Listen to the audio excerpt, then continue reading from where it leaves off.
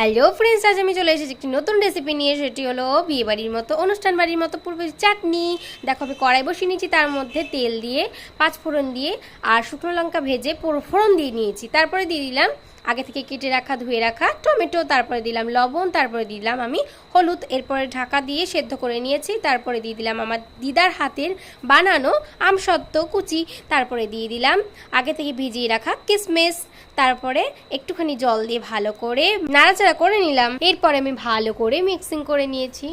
তারপরে আমি আগে থেকে কেটে রাখা খেজুর দিয়ে দিলাম ওই চাটনির মধ্যে। এরপর তৈরি হয়ে গেছে আমার চাটনি। তারপরে আমি গ্যাসটা অফ করে দিয়ে ঠান্ডা হয়ে যাওয়ার পর চাটনিটার ওপর দিয়ে আমি লেবুর রস ছিটিয়ে দেব।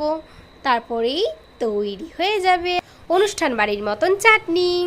আর লাইক কমেন্ট শেয়ার করতে ভুলো না, সাবস্ক্রাইব করে দিও তোমরা বাড়িতে।